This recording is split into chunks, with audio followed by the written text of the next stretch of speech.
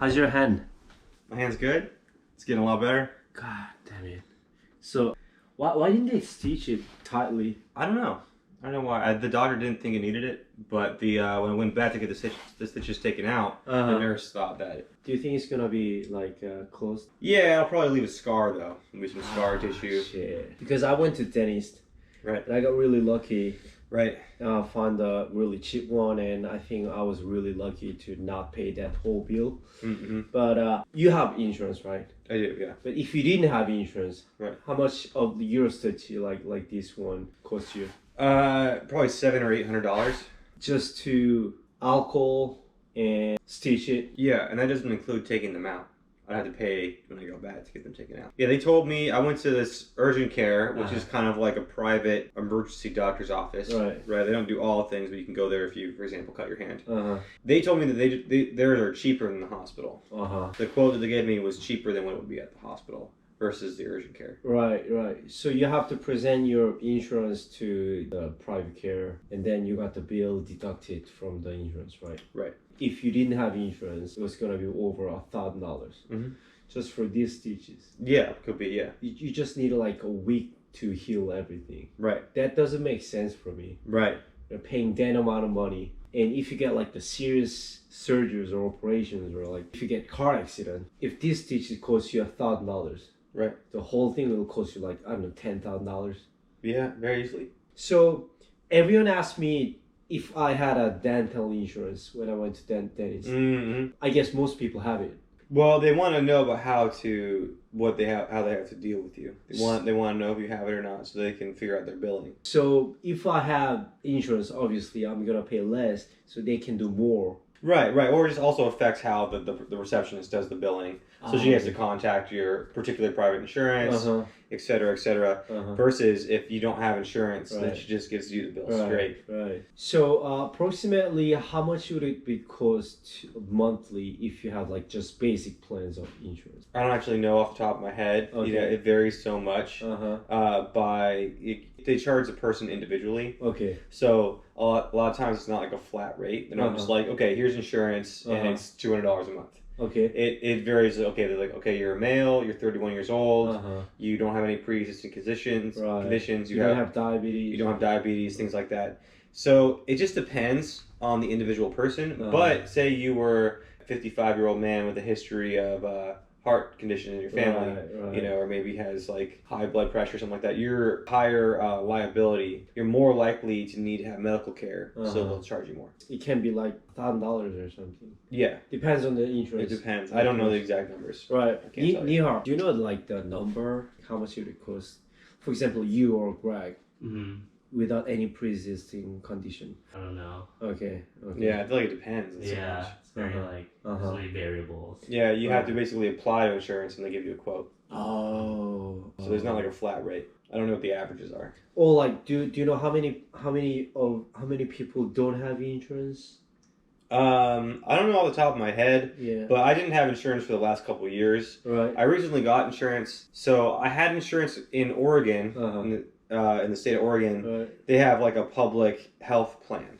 So that if you're below a certain income level, then you can get free insurance through the state, which is good. It's a very good plan. Is it free? It's free. Wow. If you're below a certain income. It's government, it's state funded. So let's say if you're working minimum wage up, you're below the so that's the thing, that's the problem with those programs, is that the actual limit is still pretty low. Okay. So you can be very poor and still not get the free insurance. Oh, okay. It's kind of like an issue with that. But my point is that the insurance there was very good in the state of Oregon. But then when I moved to Pennsylvania, I lost that insurance, and they don't have anything comparable to that here in Pennsylvania. Right. No insurance, no state insurance. So I wasn't able to get insurance for a couple years. I went through the Affordable Care Act online portal, which basically just subsidizes private insurance. Right. So like, okay, you are below a certain income bracket, so you can get government subsidized private insurance. So I applied to that. You're only able to apply to it for a few weeks per year, right, and then it closes. And so I applied to it when I moved out here. Right. And I had to wait for the letter to come to say what my offers were, to accept it or not. But it came after the deadline. So I think it was on December 13th. Right. And so the deadline closed December 13th, and I didn't receive the letter until I think it was like the 19th. So 6 days later, I was too late. I couldn't get insurance. I had to wait another year. You couldn't get it through the internet or something? No, they didn't. You had to do it by mail. So I could apply online, and then they sent me the letter. But you applied timely, and you got the letter 6 days after the deadline. Yeah. So you couldn't get it. Couldn't get insurance. I had to wait an entire year to apply for insurance. But that's free? And it depends. It's government subsidized insurance.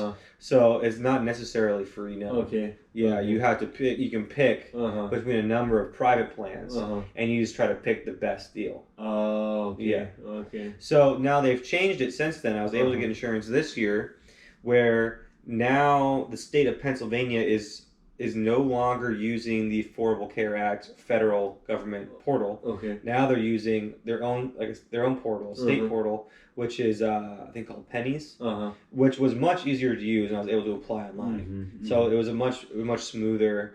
You didn't have to wait for mail. Didn't have to wait for the mail. So I was able to get insurance this time around, and I have Medicaid. Yeah. Because I'm in a low income bracket. Right. And so I do have insurance now. Yeah. Why do you guys have such a shitty system when it comes to healthcare? Well, it's just a for-profit system. So, the best business model for these insurance companies also happens to be, the worst for the people who are being insured. Okay. Basically, if an insurance company can deny as many claims as possible and charge the highest premium and the highest deductible possible, then they'll make the most money. That's the goal, is to make the most money. So that the profit motive incentivizes their policy as a company. And what do your government does about it? Well, they didn't do anything for a really long time. And then Obama did the Affordable Care Act, which was basically, again, just subsidizing private insurance and centralized the process in this portal, the one that I wasn't functional when I tried to use it didn't work out. So they basically centralized all the access to it in one location, and they subsidized it. Well, there were some good things and some bad things about that policy. It's like really what it did is it didn't really solve the problem. It pushed people into private insurance. So insurance companies actually made a lot of money on the whole thing. Because of Obama. Because of Obama. So the insurance companies made a bunch of money because they were able to increase their members. So now insurance companies made a ton of money, but the plans that they offer are still terrible. They don't cover a lot of things. You can go in for some things, but a lot of serious issues they won't cover. And so now they made a lot of money. And so what a lot of people want, and what is popular now, is people want Medicare for all, and that's kind of a popular policy. Medicare is a government insurance for older people. It's medical care for elderly people. So you can get it if you're above a certain age, and it works well for a lot of people. So they want to expand that program, Medicare, and just make it a public option. So there's the debate going on to keep in private insurance companies. And I can pick between private insurance, and they also have the government option, free healthcare. You can pick between one or the other. Some people want to eradicate private insurance altogether and only have the public option. So there's a debate happening right now. What do you think about the other countries has, for example, UK or I guess Japan or South Korea has a national healthcare? Yeah, I think those programs, they seem to be far better than the system we have here. From my understanding, I know, for example, Cuba has excellent healthcare. People are able to get treated. I know people who've gone to Cuba from the United States to get medical treatment. So, if that says anything about it. For example, I had to miss 3 days of work because I cut my hand.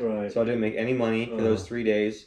Thankfully, I had insurance. But if I had to pay $700+ and miss 3 days of work for this injury, then I could be in a pretty tough spot.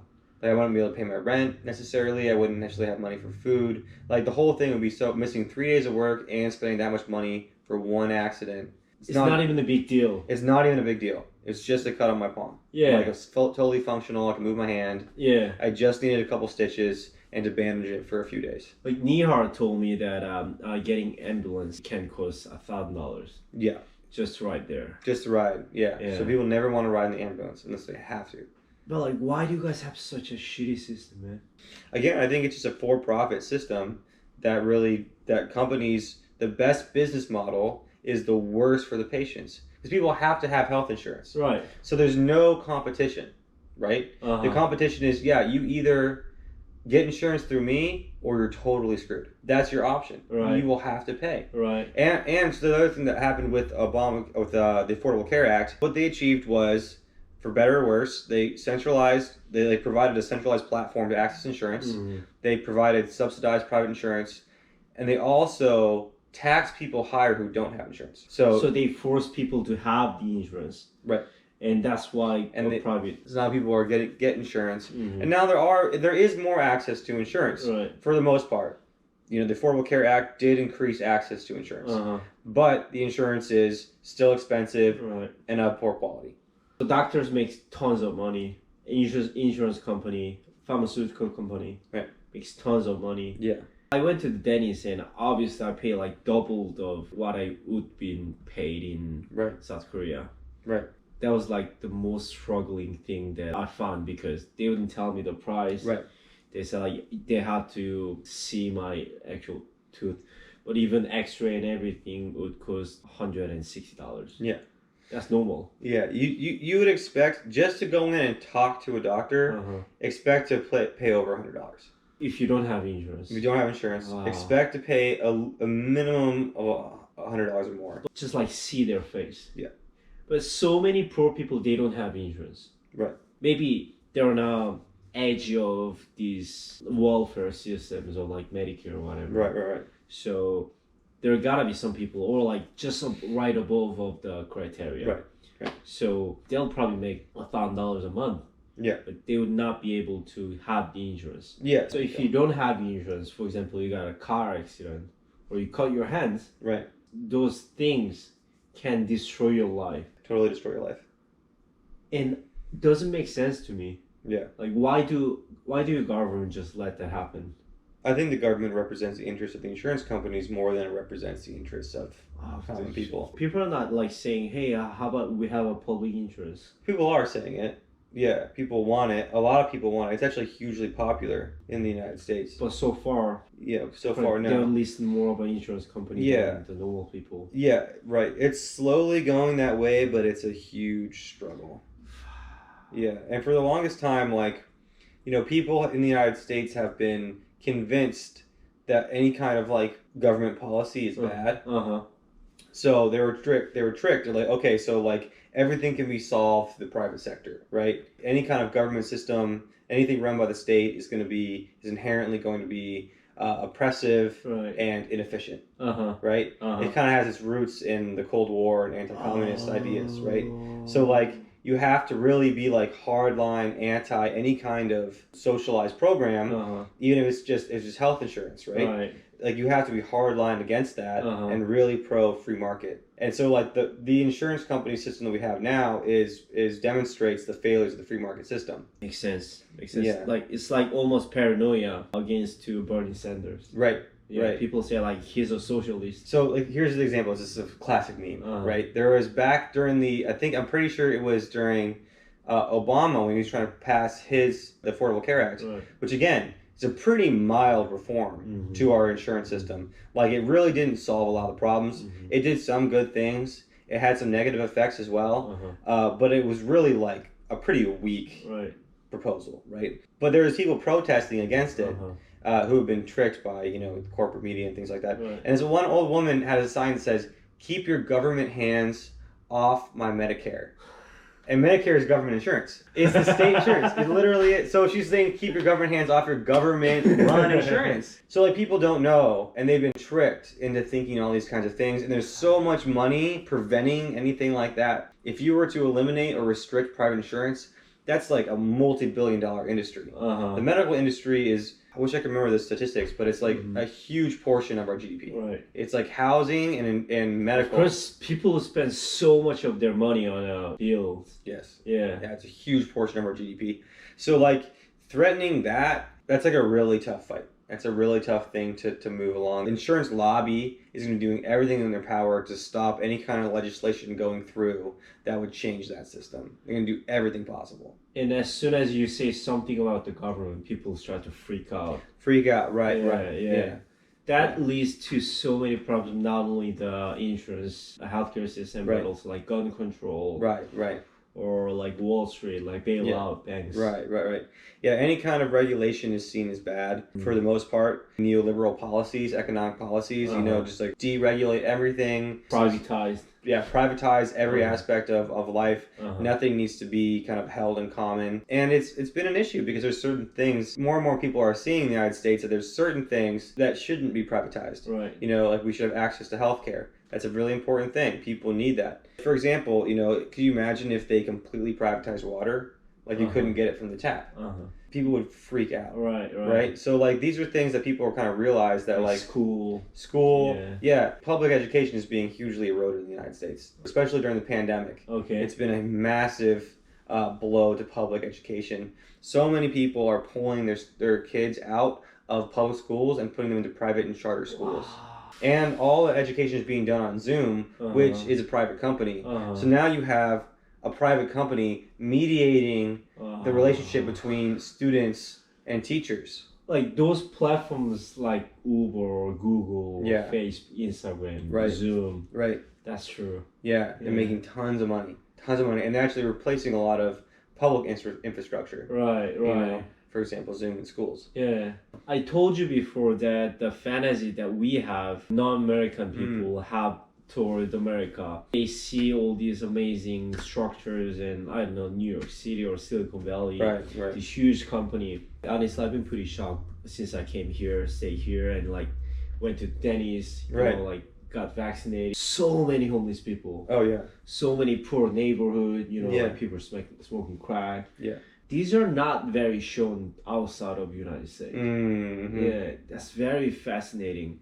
Right. People vaguely had the idea of like, United States, like you have to pay more for the medical bills. Right. Or going to like college and stuff. Right, yeah. So many things are so expensive. Yeah, college is insanely expensive. I mean, the cost of living in the United States has gone up just exponentially, especially comparatively to wages. So wages have basically been stagnant since the 1960s. And while like cost of living has gone way up. And also the amount of wealth that the top percent has also gone way up. I guess I can see that globally, but obviously United States is the top. The top. Yeah. In a way, it's a nice country, but a lot of ways, shitty country. Yeah, it's a shitty country, man. We have a lot of things that we need to work on. I really hope that people start to see the need to protect some aspects of the life, of our lives in common with each other, like healthcare. Yeah. Housing, education, these things should be human rights. Yeah, man. So, now, let's get drunk. Yeah.